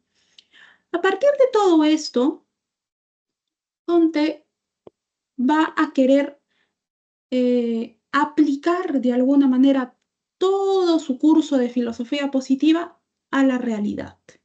¿Cómo así? ¿Qué es lo que propone? Bueno, como es evidente, él no va a defender conceptos metafísicos, ¿no? Como Dios, el alma y estas cosas. Entonces dice, bueno, en lugar de adorar a Dios, ¿no? Adorar a dioses o a deidades, como durante mucho tiempo se ha hecho, en realidad el hombre, o nosotros, los seres humanos, deberíamos adorar a la humanidad en general. Entonces, en el nuevo mundo que plantea él, en la sociedad positivista, se va a adorar a la humanidad, ¿no? Y esto pues justifica también el nacimiento de la sociología, etc. Ahora, como ya no adoramos deidades, no tiene ningún sentido que, por ejemplo, exista una sede de la iglesia, ¿no? En este caso, la Iglesia Católica, que tampoco se justifica la existencia de un papa. Entonces, Comte se pone a sí mismo como el representante de precisamente esta religión positivista, ¿no? Una especie de sumo pontífice, sería él mismo. Luego, ¿recuerdas esta joven que murió, pero que él estaba muy enamorado, etcétera? Bueno, eh, él le tenía tanta devoción a esta joven que la ensalza su figura, ¿no? Que la proclama santa en su religión. Creo que se llamaba Catalina, no me acuerdo, bueno, santa, el nombre de esta chica. Y la proclama también como madre de toda la humanidad. La veneraba en realidad. Y además, no sé si te acuerdas, bueno, probablemente no te acuerdes, ¿no? Y aquí vamos a darnos cuenta de nuestra brecha generacional. Pero antes se compraban calendarios, ¿no? Estos calendarios físicos que se solían poner pues en el escritorio, ¿no? Y en el calendario, dentro de cada número, dentro de cada cuadrito, eh, tenías el número, la fecha, ¿no? Del 1 al 31, del 1 al 30, y debajo tenías, por ejemplo, un día X, a qué santo, santa, virgen, festividad, etcétera, le correspondía, ¿no? En todos los numeritos. Tal es así que antes, cuando nacía un bebé, una vez que nacía, iban al calendario y decían, bueno, hoy es, no sé, 15 de agosto, día de qué santo es, día de qué santa, ¿no? Y a partir del nombre que encontraban allí, nombraban pues al bebé, ¿no? Bueno, esto obviamente en la religión positiva no va a pasar, ¿no? En la sociedad positiva no va a pasar. ¿Cómo reemplazamos esto? Cada día va a tener nombre, una festividad correspondiente a un científico, a un descubrimiento científico eh, o a un hito en cualquiera de las ciencias. ¿Bien? Entonces, así es como, digamos, Comte va a querer aplicar, va a querer llevar a la realidad toda su propuesta, ¿no? Algo que probablemente muchos filósofos hayan querido hacer. Ahora, ¿lo hizo? No, quedó en una intención, obviamente. En su época lo criticaron, muchos se burlaban, muchos ya sabían también pues estas afecciones mentales por las que él digamos, transcurría, ¿no? Pero tuvo esa intención. Ahora, dentro de su discurso de filosofía positiva, vamos a encontrar su clásica ley de los tres estadios del espíritu. Dijimos que para Comte en la sociología una frase muy importante es la de orden y progreso, es decir, él cree en el concepto de progreso. ¿Bien? En realidad es muy importante el concepto de progreso para el positivismo y así también pues indica que existe desde el inicio de la humanidad un progreso en la manera en la que la sociedad o los hombres en general se explican lo que sucede en la realidad. Bien, tenemos por un lado, perdón, en primer lugar, es decir, cuando se origina la humanidad nos encontramos en este estadio. Cuando hablamos de estadio estamos hablando de etapas. Bien, en esta etapa teológica. ¿Bien? En la etapa teológica. En la etapa teológica, como el mismo término lo señala, vamos a encontrarnos con explicaciones de índoles religiosas, mitológicas o mágicas para poder explicarnos aquello que sucede en el mundo. Antes de la filosofía, por ejemplo, ¿no? Ya esto en la primera clase seguramente lo viste. ¿Cómo el hombre se explicaba lo que pasaba en el mundo? A través de relatos, ¿no? Que, por ejemplo, en las polis griegas incluían pues los dioses, ¿no? Las distintas situaciones en las que atravesaban los dioses y así se creó el mundo, así se creó el universo, no sé, así se crearon las catástrofes, los temblores, todo eso tiene una explicación, ¿no? En nuestra cultura tenemos también, ¿no? Relatos míticos, leyendas, ¿no? De cómo se formó, por ejemplo, el lago Titicaca, de cómo se fundó el Imperio Incaico, etcétera, etcétera, ¿no? Y así, en cada cultura, en cada sociedad, cada una tiene estos relatos que se fundamentan en el periodo teológico del espíritu. ¿Bien? Luego, apuntando en la dirección al progreso, vamos a llegar al estadio metafísico. El estadio metafísico o filosófico. Aquí ya se van a explicar todas las cosas a partir de justificaciones metafísicas o filosóficas, ¿no?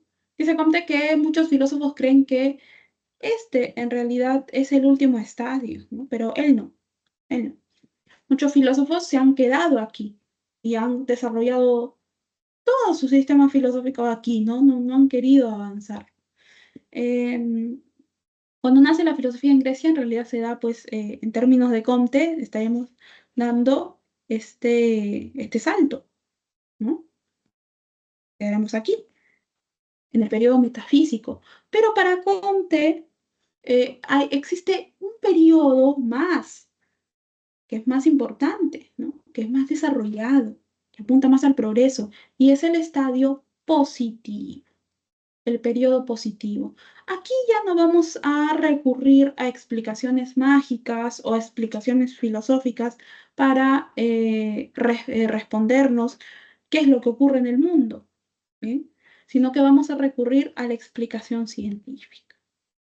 Vamos a preguntarle a las ciencias, ¿no? ¿Qué es lo que ocurre? Y las ciencias nos van a dar respuesta, los científicos nos van a dar respuesta, ¿correcto? Entonces, esta es la clásica ley de los 3 estadios de Comte. Con esto podemos ir a la pregunta. No sé si quedó claro, si hay alguna pregunta. Les pido que abran directamente sus micrófonos porque no puedo ver cuando tiene la mano levantada y no tengo acceso al chat. ¿Bien? Voy a compartir los ejercicios. Sí, aquí está. Bueno, entonces, ejercicio 2 nos dice, ¿no? Si la sociedad antigua, la época antigua, según Comte, estaba organizada unas veces en torno a la religión, otras veces privilegiaba el cultivo de la especulación metafísica, la nueva sociedad, para garantizar el orden y el progreso necesarios para la convivencia humana, deberá de cimentarse en el saber positivo, que provea de tecnología y bienestar a todos los seres humanos. Por consiguiente, para la consecución de tal fin, ¿qué cosa, no? Se debería intensificar, por ejemplo, ¿qué cosa se debería intensificar siguiendo esto?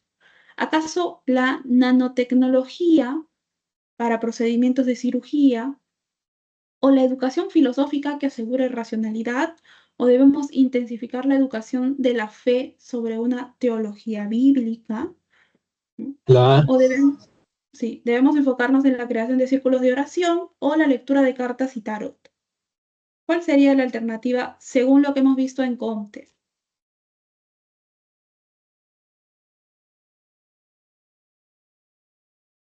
¿Sí?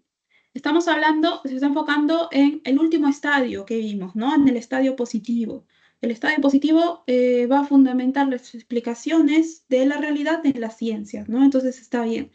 En este caso, si nos dan todas estas alternativas, debemos decir que se debe intensificar la nanotecnología para procedimientos de cirugía. ¿Por qué? Porque la nanotecnología, pues evidentemente es una combinación entre muchos desarrollos tecnológicos y en el ámbito de la medicina específicamente. Bien, a esto apuntaría pues la visión de Comte. Ahora, ejercicio número 3. Se sabe que para Hegel la historia universal es una sucesión dialéctica de fases en las cuales la razón progresa hacia un saber absoluto y libre en determinado ordenamiento sociopolítico. El garante de dicha libertad habrá de ser el Estado. ¿Qué cosa va a fomentar el Estado? ¿Acaso el Estado fomentará la existencia de gobiernos dictatoriales o la más plena libertad en los individuos? ¿O acaso el Estado va a ser el agente que fomente la esclavitud y el tráfico de personas? ¿O el Estado va a fomentar la inexistencia de la iniciativa en los individuos? ¿O por último, acaso el Estado será aquel garante de la dominación política y obediencia total?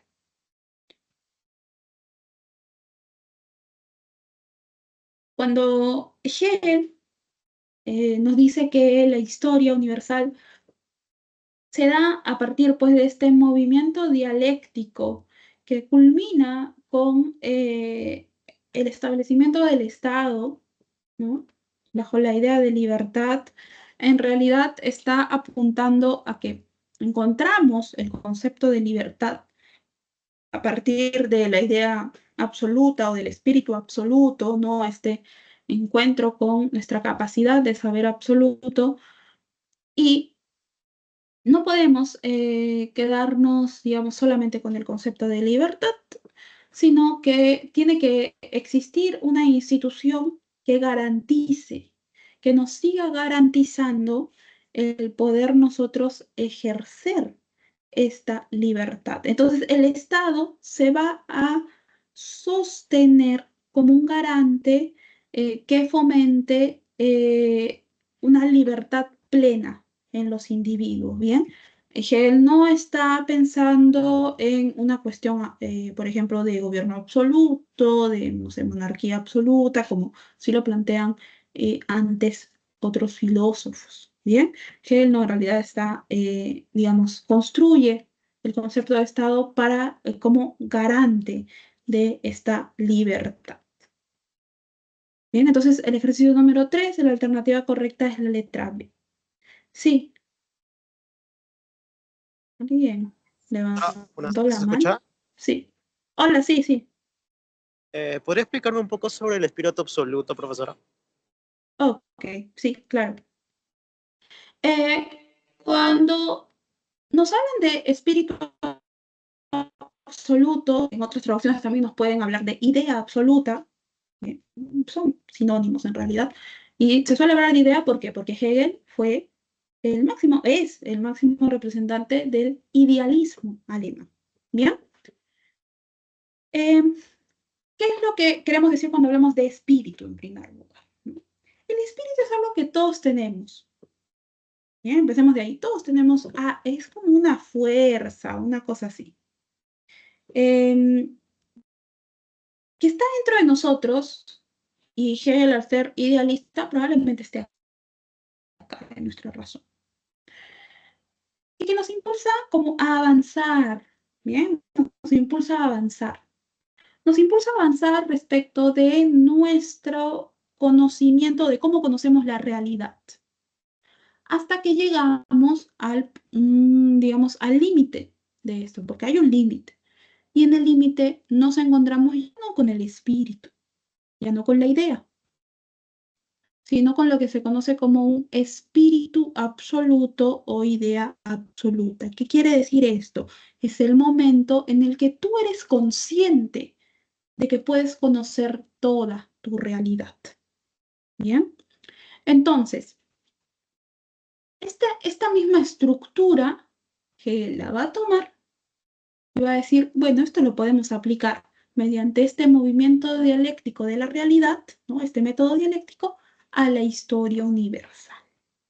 En un texto titulado Filosofía en la historia, Hegel va a hacer esto, va a decir, en la historia, obviamente la historia se va a componer de etapas, ¿no? Y en esta etapa siempre va a estar presente el espíritu, siempre, aunque las sociedades no lo vean. Entonces, el espíritu, ¿bien? Va a hacer que la razón, ¿no? de todos los hombres, ¿bien? Progrese, ¿no? Apunte al progreso, hasta que llegue a otra vez este concepto de absoluto, pero al ser es que no estamos hablando de un individuo, estamos hablando de una sociedad.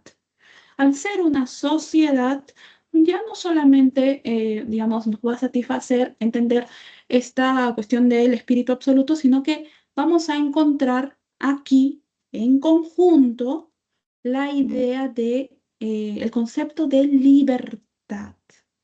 ¿Bien? Ya no solamente hablamos de un absoluto, sino de una libertad. Y al nosotros encontrarnos libres, ¿no? Necesitamos una institución que sostenga esta libertad, que garantice esta libertad. Y es precisamente, ¿cuál es esa institución? Es la edificación de un Estado. ¿Bien? ¿Se entendió? Sí, profesora, mucho mejor. O sea, ¿se refiere con el estado al espíritu absoluto también con como la conciencia, decía? ¿Como la razón? ¿O no necesariamente? Y tiene que ver con la razón porque Hegel es idealista y siempre va a decir que nosotros obviamente captamos con la razón, ¿no? Pero el espíritu es como una fuerza que nos mueve, ¿no? Que de alguna forma, si quieres, acompaña a la razón. Bien. Entonces, Muchas ahora gracias. bien, de nada. Ejercicio número 4.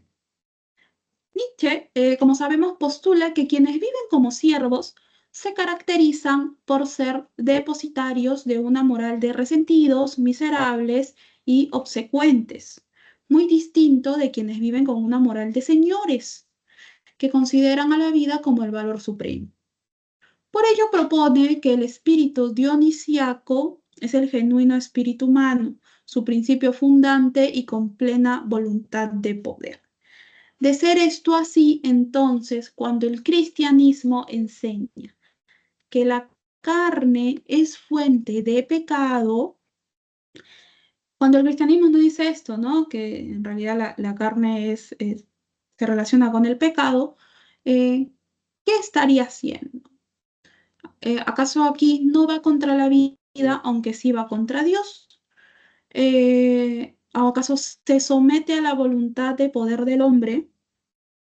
¿O por otro lado, acaso asume que lo dionisíaco sustenta al hombre? ¿O se opone a lo dionisíaco como base de la vida? ¿O acaso el cristianismo acepta lo dionisíaco y la voluntad de poder? Digamos, en esta situación imaginaria, ¿no? Si es que hay aquí un debate entre los fundamentos de la filosofía nietzscheana y esta situación, cuando el cristianismo nos dice que la carne es fuente de pecado, ¿qué se estaría dando?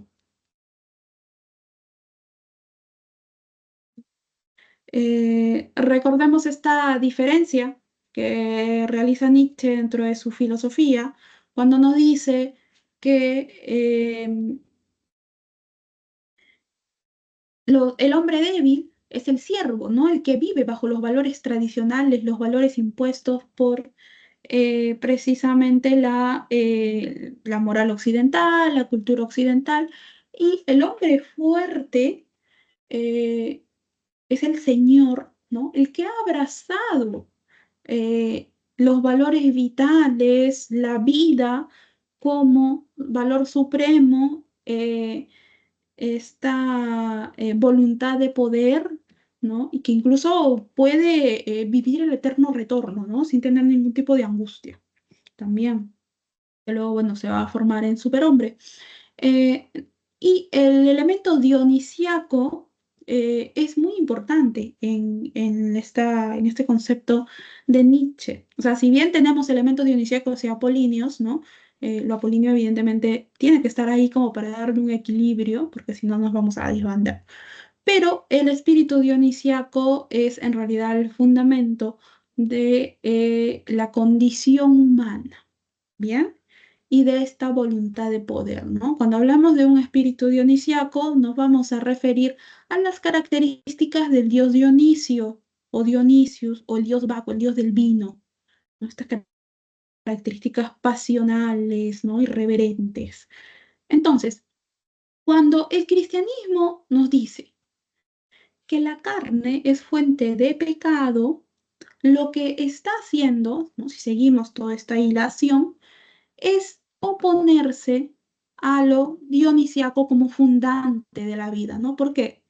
Mira, porque el espíritu dionisiaco es el genuino espíritu humano, su principio fundante y con plena voluntad de poder. O sea, a esto, ¿no? A esta expresión se opone precisamente el cristianismo cuando nos dice que la carne es fuente de pecado. ¿Bien? Ahora, ejercicio número 5. En su tiempo, Hegel tenía el convencimiento de que si bien hacía falta que las ciencias se trazasen como tarea investigar y conocer las entidades y fenómenos particulares hasta poseerles en sí mismos, en su real naturaleza, también hacía falta, contra lo que venía aconteciendo en la historia del conocimiento por Occidente, que conciba a cada una de dichas entidades como parte constitutiva de lo universal, para que sea capaz de comprenderlas racionalmente como momentos en la dialéctica del universal o de lo absoluto. Bien, entonces, está hablando en realidad de esta cuestión del movimiento dialéctico y de la aplicación que se le da posteriormente dentro de la historia universal, ¿no? Es claro entonces que Hegel, tocante a este aspecto, ¿no? Respecto a este aspecto, ¿qué es lo que estaría enunciando Hegel? ¿Acaso considera totalmente carente de sentido la perspectiva filosófica en el conocimiento? Podríamos decir que no, ¿no? Porque en realidad es muy importante para Hegel esta aplicación de la dialéctica para que nosotros, ¿no? Nuestra razón pueda conocer en realidad y pueda poseer todo, o sea, pueda captar todos los fenómenos que yacen en la realidad o en la naturaleza, ¿no? ¿O acaso Hegel seguía fiel a la tradición de pensamiento anterior a él y no la discutía en absoluto? No, esto no caracteriza a Hegel, ¿no? En realidad todo lo contrario, realiza muchas críticas a la tradición anterior y es por eso que se da con el proyecto de construir un propio sistema filosófico. ¿O acaso Hegel estanca el saber científico, el cual se especializa y se desentiende de lo filosófico? No lo sostiene así. En realidad existe en Hegel una necesidad entre el avance de la ciencia y también el desarrollo de la filosofía. Bien, muchos filósofos en realidad son muy pocos los que niegan la necesidad y la utilidad de la ciencia. Bien, digamos, esta contraposición entre ciencia y filosofía en realidad es bastante utópica. Desde los inicios de la filosofía no se suele dar mucho. O sea, con contadas excepciones no se da. Es probablemente un pensar común, pero que no se corresponde con la práctica filosófica en sí. ¿O acaso Hegel asume que la teología era el tipo de saber que hacía falta a la ciencia para orientarse? No, definitivamente no. ¿O Hegel estaba seguro de que a la ciencia le hacía falta el atributo totalizador de la filosofía? Eso sí, ¿no? Por eso es que siempre habla de una cuestión absoluta, ¿no? La aplica a la historia, ¿bien?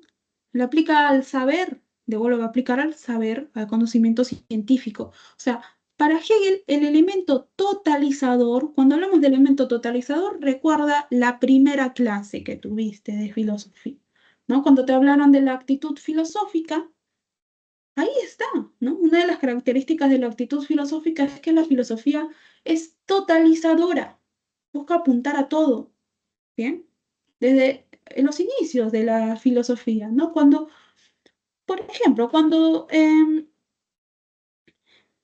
Platón mismo, o Sócrates, en palabras de Platón, buscaba, ¿no? ¿Cuál es el concepto de justicia?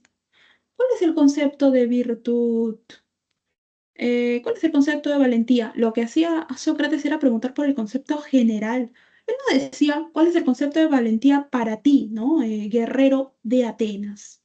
No, quería un concepto general y por eso es que casi nunca encontraba un concepto, una definición y siempre iba preguntándolo a todo el mundo. Porque, y aquí es claro que la filosofía se caracteriza por ser totalizadora. Y muchas veces la ciencia no lo es y probablemente por una cuestión de principios, de fundamentos, ¿no? Porque cada ciencia, luego esto lo van a ver en la sesión dedicada específicamente a la epistemología, eh, hay una especialización de las ciencias. Entonces, cada ciencia tiene como un espacio dentro de la realidad que estudiar y dentro de la misma ciencia empieza también a dividirse como subespecialidades. Bueno, esto, la filosofía de alguna manera es como una especie de ayuda para que la ciencia pueda tomar esta característica totalizadora. Y esto es lo que quiere aplicar Hegel dentro de su propuesta filosófica. Bien, entonces el ejercicio número 5, la alternativa correcta, la letra E. Ejercicio número 6. Como hemos visto, el positivismo de Comte es un sistema filosófico realista en la medida en la que postula un conocimiento de las cosas que está fundamentado en la experiencia sensible externa. Esto quiere decir que el positivismo queda filosóficamente afín a la tradición nociológica. Cuando hablamos de tradición nociológica, estamos hablando de nociología. ¿Te acuerdas qué cosa es? ¿Cuál es el objeto de estudio de la nociología? ¿Alguien se acuerda?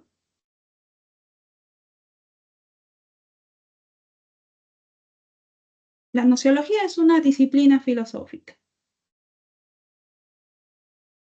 ¿Te acuerdas cuál es el objeto de estudio de la nociología?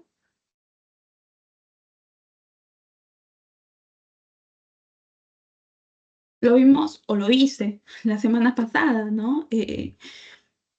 Durante la modernidad, la nociología fue probablemente la disciplina filosófica que más se desarrolló, ¿no? Es decir, la nociología es aquella disciplina que estudia el conocimiento, ¿eh? Lo que te está diciendo el, eh, este ítem es precisamente que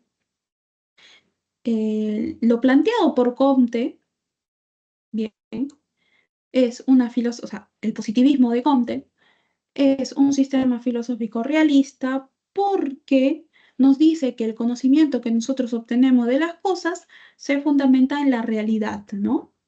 Por eso dice, la filosofía debe enfocarse en estudiar los hechos y en las relaciones que se dan entre estos hechos. No hay más.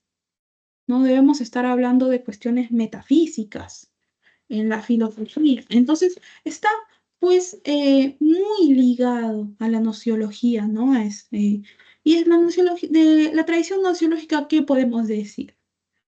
De que esta tradición, ¿qué tradición nociológica, no? Está definida por los empiristas, lo mismo que el pensamiento de Platón, o esta tradición nociológica señalada por Descartes, aunque con reminiscencias metafísicas, o la tradición nociológica postulada por los empiristas, pero Comte no habla de progreso, o la tradición nociológica fundada por los empiristas, pero remarcando el progreso científico, o por último, estamos hablando de la tradición nociológica cartesiana, pero en clara conciliación con la metafísica de Kant. ¿De qué tradición nociológica estaríamos hablando aquí con la filosofía positivista? Mira que hay términos clave dentro de cada alternativa que por ahí te pueden ayudar, ¿no? La tradición nociológica definida por los empiristas. Bueno, ¿qué nos dice la posición nociológica de los empiristas? ¿A partir de qué elementos nosotros conocemos? ¿Te acuerdas qué nos dicen? ¿A partir de qué elementos conocemos? Según los empiristas, es decir, John Locke y David Hume. ¿Los sentidos? Los sentidos, ¿no? Entonces, bueno, ya, digamos, puede ser, digamos, está hablando de la tradición empirista definida por, perdón, la tradición nociológica definida por los empiristas, y bueno, Comte habla de una cuestión de la realidad, puede ser. Y luego dice, lo mismo que al pensamiento de Platón. Cuando Platón nos da su tesis nociológica, si te acuerdas, hace una diferencia, ¿no? Nos dice que nosotros, por ejemplo, conocemos lo que está en lo que él después define en su ontología como mundo sensible. Pero en realidad el conocimiento verdadero se encuentra en el mundo de las ideas. Y lo que te está señalando esta alternativa es que tanto los empiristas como Platón piensan lo mismo, ¿no? Y si yo te estoy diciendo esto, que Platón en realidad se definiría más como un idealista, quien se definiría más como un empirista sería Aristóteles, antes que Platón. Entonces no tiene sentido, ¿no? Se contradice la alternativa en sí misma. Digamos, la primera parte puede ser, pero con la segunda parte dices, no es. ¿Bien? Aquí hay que analizar cada alternativa porque en realidad los enunciados son extensos. Entonces, la alternativa A, no. A ver. La alternativa E, vamos a seguir viendo, ¿no? Dice que se puede esto, lo sostenido por Comte, puede ser afín a la tradición nociológica fundada por los, perdón, la tradición nociológica cartesiana, pero en clara conciliación con la metafísica de Kant. Mira, primero, Descartes es racionalista. Bien, Descartes recuerda que realizó una clasificación de las ideas y de la sustancia. Entonces, por ahí no creo que Comte esté de acuerdo con esta clasificación o esta concepción, por ejemplo, de ideas innatas, ¿no? De la idea de Dios como idea de perfección, porque para Descartes para Comte la filosofía no debería, pues, en primer lugar, estudiar este tipo de conceptos, ¿no? Y además, la metafísica de Kant, cuando ya hablamos de metafísica, recuerda que que Comte está en contra de el desarrollo del conocimiento metafísico. Bien, entonces la alternativa E tampoco sería la adecuada. Luego tenemos la alternativa B, ¿no? La tradición nociológica señalada por Descartes, aunque con reminiscencias metafísicas. Otra vez, no estaría Comte de acuerdo con Descartes y tampoco con términos metafísicos, ¿no? Porque recordemos que el positivismo de Comte es sobre todo realista, ¿no? Realista, o sea, se está basando en el estudio de hechos y de relaciones de hechos que encontramos en la realidad. No hay ningún ápice, eh, digamos, donde se pueda desarrollar la metafísica. ¿Bien? ¿O acaso la alternativa C nos dice, estamos frente a una postura afín a la tradición nociológica postulada por los empiristas, pero Comte no habla de progreso? ¿Comte habla o no habla de progreso? ¿Te acuerdas? ¿Habla o no habla de progreso, Comte? Sí. Sí, por supuesto, ¿no? Orden y progreso, dice Comte. Y esa frase del positivismo, por ejemplo, llega aquí al Perú, llega a positivismo latinoamericano, el positivismo peruano, cuyo máximo representante en nuestro país fue el señor Manuel González Prada. Y que ya dijimos que incluso está incluido, ¿no? en la bandera, ¿no? del vecino país de Brasil. Entonces, no, pues, ¿no? Comte sí habla de progreso. Entonces, esta concepción del positivismo de Comte, ¿acaso es afín a la tradición nociológica fundada por los empiristas, pero remarcando el progreso científico? Sí, en efecto. Está muy cercana al empirismo, porque el empirismo también nos habla de este captar mediante la sensibilidad a la realidad y así se puede pues formar conocimiento. Bueno, Comte también puede estar de acuerdo con esto, seguramente estaba de acuerdo, ¿no? El tema de que la filosofía debe referirse a la realidad y a los hechos que yacen en la realidad. Y por otro lado, obviamente remarca el progreso en las ciencias, ¿no? Luego, este progreso en las ciencias va a ser retomado más adelante, en el siglo XX, por otros filósofos, pero ya filósofos de la ciencia específicamente. Bien, entonces, el ejercicio número 6, la alternativa correcta es la letra D. Ejercicio, ¿sí me queda tiempo? Sí. Ejercicio número 7. Es sabido que para Hegel el absoluto no es algo separado del mundo o los entes, sino que es más bien la totalidad sintética de todos estos.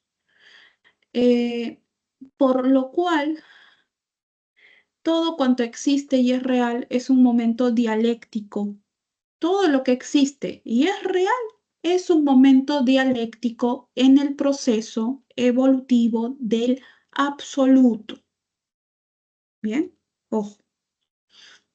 Si esto es así, entonces se infiere válidamente que en el pensamiento filosófico de Hegel, para Hegel, ¿no? Según el sistema hegeliano, ¿acaso cada cosa o ente es una individualidad desconectada del resto?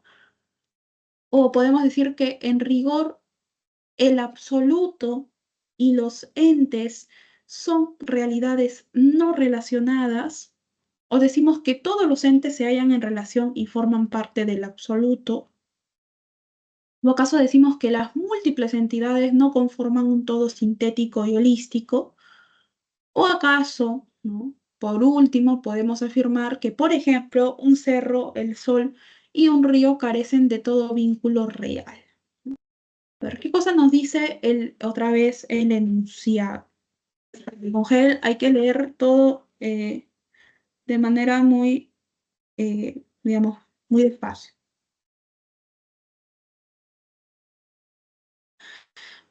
Para Hegel, el absoluto no es algo separado del mundo o de los entes, sino que es más bien la totalidad sintética de todos estos, ¿bien? De los entes. Por lo cual,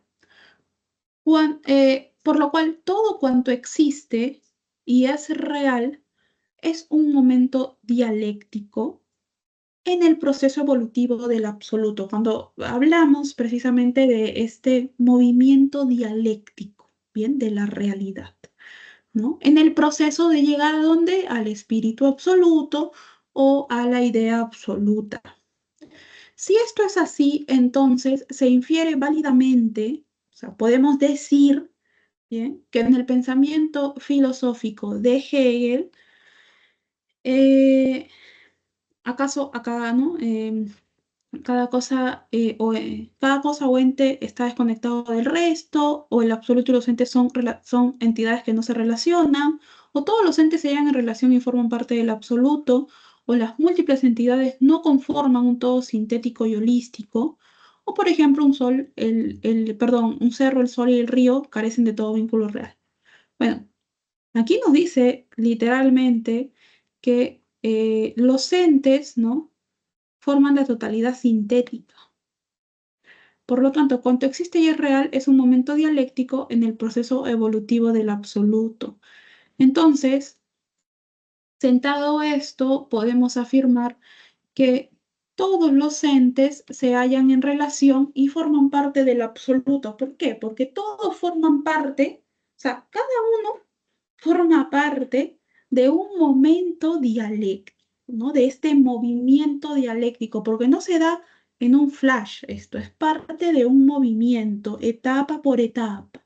Entonces, cada ente forma parte de una totalidad, está en un momento específico, pero no es que está en un momento específico separado de los otros, sino que está en un momento específico y a la vez forma parte del todo, en el proceso de llegar al absoluto. Bien. Entonces, el ejercicio número 7, alternativa correcta, letra C. No, sí. Ejercicio número 8. En el siglo XIX, en el contexto histórico-social de la Segunda Revolución Industrial y del surgimiento del proletariado, Marx y Engels postulaban un concepto de filosofía según el cual, más que una interpretación del mundo y del hombre, la filosofía debe consistir en una transformación de los mismos, del mundo y del hombre, del ser humano, ¿no? Vale decir que si esto es así, entonces podemos inferir válidamente que el marxismo, al formarse un concepto de filosofía, admite para esta, sobre todo para la filosofía, un atributo de qué tipo. ¿Acaso menos político que metafísico? ¿O acaso más político que metafísico? ¿O totalmente ético y no político? ¿O más metafísico que político? ¿O estamos hablando de un atributo especulativo y no tan práctico? A lo que está haciendo referencia el ejercicio en pantalla es a la clásica crítica que le realiza Marx a los filósofos de su época y a filósofos anteriores, probablemente, ¿no? Cuando dice, los filósofos han tratado de interpretar el mundo de mil maneras, ¿bien? Desde que se originó la filosofía, siglo VI antes de Cristo. se ha intentado interpretar el mundo, definir conceptos, no sé, por siglos y siglos, por ejemplo, no sé, durante toda la Edad Media, justificar la existencia de Dios, los preceptos de las escrituras, un montón, ¿no? Luego se preguntaban por, no sé, el concepto de libertad, dependiendo de qué etapa también histórica se esté viviendo, ¿no? Los filósofos han intentado eso. Otros han construido su filosofía, por ejemplo, respecto de su moral, ¿no? De su concepto de moral. Kant, por ejemplo, hablaba de una moral universal y autónoma. Eh, no sé, y así, ¿no? Todos los filósofos. Sin embargo, ¿no? Este trabajo de querer definir, de querer conceptualizar todo en el mundo, definir al hombre, etcétera, no sé. Eh, En realidad no se trata de eso, ¿no? Dice Marx. En realidad se trata de cambiar el mundo, de transformar el mundo. O sea, está bien que tengas ideas, ¿bien? Está bien que tengas ideas, está perfecto, pero de alguna manera se tiene que aplicar este cambio. Porque si no, digamos, tus textos van a estar ahí, van a estar muy bonitos, tus libros guardados en una biblioteca, pero no va a haber acción, no va a haber praxis, no va a haber práctica de aquello que tú estás sosteniendo. Y esto es algo pues, que le critica a toda la tradición filosófica. ¿Bien? Eh, y a partir de allí es donde, pues, obviamente va a sostener sus tesis filosóficas, porque, digamos, con Marx no solamente tenemos el manifiesto o el capital, tenemos muchas otras tesis, incluso dentro de la economía, ¿bien? Pero siempre con, obviamente, tintes de su filosofía marxista, ¿bien?